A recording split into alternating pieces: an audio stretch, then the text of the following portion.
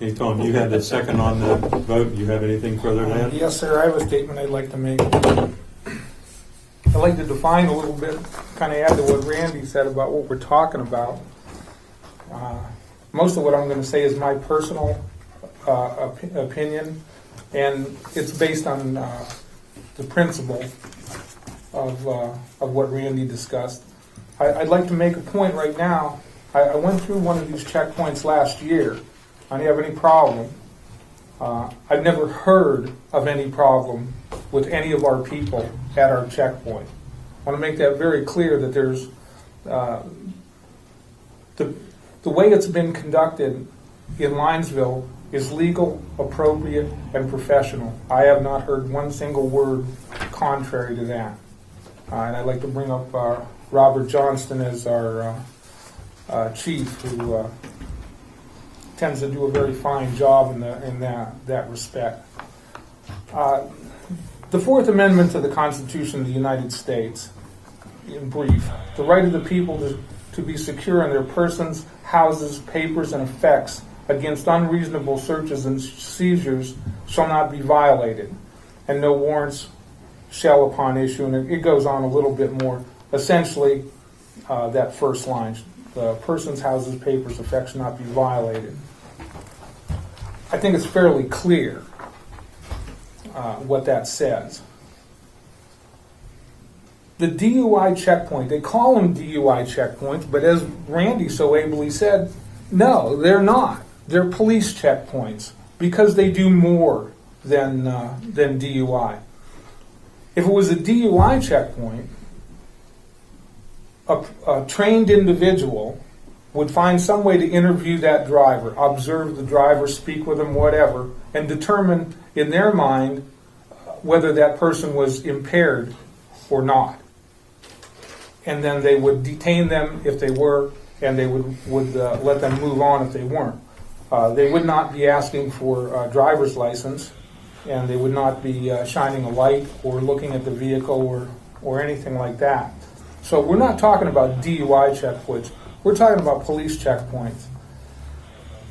I want to address, I know that some people in this room have lost loved ones to accidents involving drunk drivers.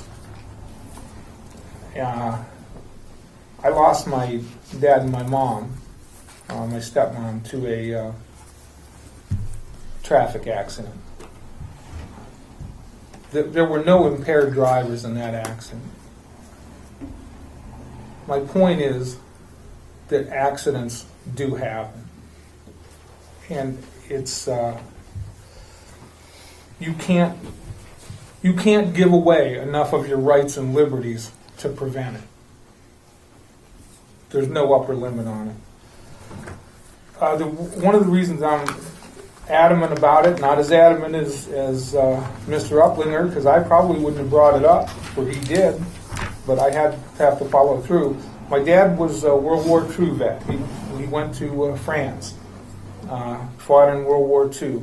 In our house, the freedom and liberty in this country was unquestioned.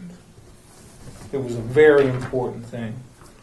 I grew up in school, or when I was growing up in school was during the 50s and 60s. We were taught in school that police checkpoints could not happen in the United States of America. It was not possible for that to happen in this country because we had a constitution. They would point to the police checkpoints in totalitarian regimes. At that point it was the Soviet Union, it was Cuba, and they would say, see, that's what totalitarianism looked like. That's what a police state looks like.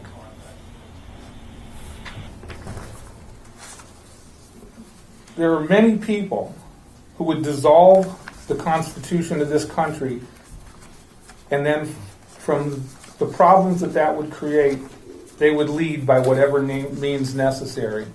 Those people have been around for generations, for hundreds of years. Those are the people that the people who wrote our Constitution were trying to protect us against. I have one last statement. To allow our Constitution to be disassembled as we have, especially since 9/11, is self-inflicted tyranny.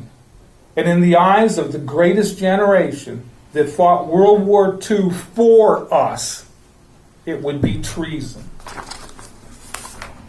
Thank you.